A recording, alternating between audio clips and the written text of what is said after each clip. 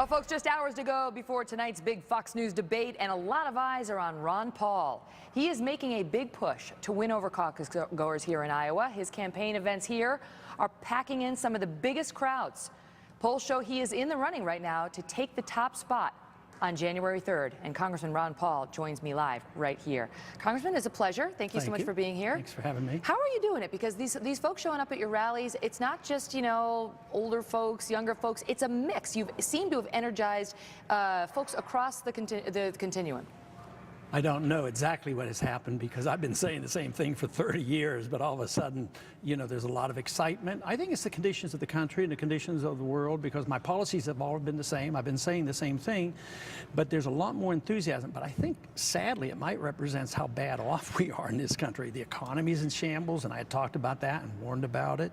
And foreign policy, I've wanted a different foreign policy because I was always afraid we'd get bogged down, and I thought we went to war too carelessly.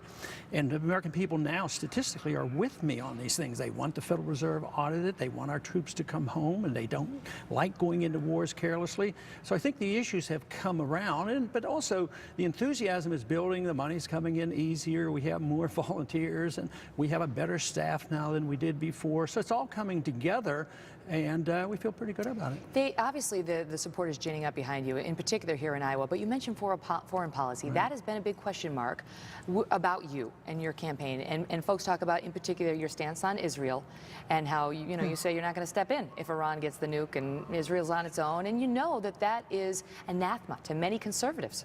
Yeah, it's interesting that you say that's the problem, and I see that as my asset, because when I go around the country and when I go to the campuses, this is where I get the loudest applause. They're tired of it. 65% of the American people want us to come home from Afghanistan, even higher than that. So I would say that it's not a problem. I'm not denying the fact that there's still a lot of people in the Republican Party who are much more anxious to go to war than I am. But all I'm doing is defending the conservative constitutional position that you go to war infrequently, and when you do it deliberately under a proper authority, which is a declaration of war.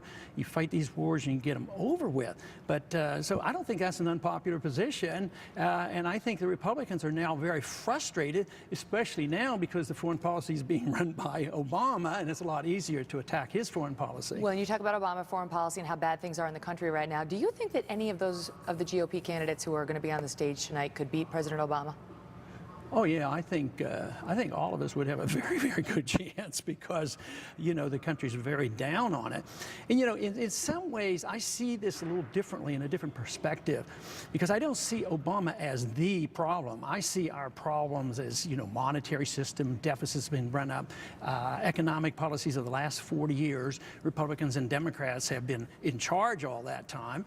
So when Republicans have been in charge, we didn't do such a great job, and that's why the independent movement is so strong. That's why there's a Tea Party movement and an Occupy movement, because of this frustration. So Obama hasn't done anything to help, but he did not. He's correct when he said he did not create this monster. This monster, the seeds were sown in 1971 when we delinked our dollar from any restraint by a gold standard. That meant we could spend endlessly, run up deficits endlessly, print money endlessly, but there's always an end point, and what the American people have to wake up and realize, we're at that end point now, and if we don't admit that, we can't solve our problems. The race has been very interesting to watch as an outsider, as somebody in the media, and here in Iowa in particular, because you get deluged with ads. Not so in New York City, I can tell you that, but here in Iowa, yes. And one ad we see over and over is an ad that you're behind that's going after Newt Gingrich. We have a little bit of it for the audience to watch, in which you accuse him of hypocrisy. Let's take a look. Everything that Gingrich railed against when he was in the House, he went the other way when he got paid to go the other way. He's demonstrating himself to be the very essence of the Washington insiders. It's about serial hypocrisy.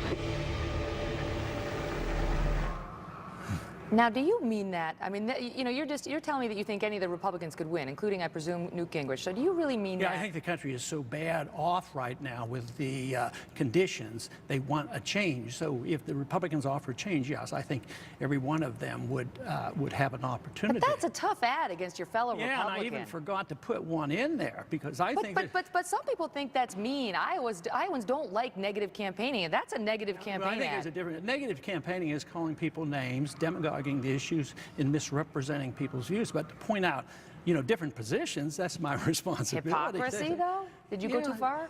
I think when you flip-flop around, there was one other issue that I personally found annoying, is that, he's probably as aggressive with the military as anybody. He supports all the wars in the Middle East 1,000 times more than I would. But, when in the 1960s, when I was drafted, in the military, he got several deferments. He chose not to go. Now he'll send our kids to war. But at that time, he said that one person wouldn't make a difference. He didn't know how he could make a difference. So I see that as important information. People should know that, and it reflects on him. We're up against a hard break, but I want to ask you very quickly, what's your plan for tonight? Tell the truth. Gonna be good old Ron Paul. Tell the truth, and that's the easy way. They never accuse me of flip-flopping. Congressman, thank you so much. Thank you. All the best. We'll see you in a few hours.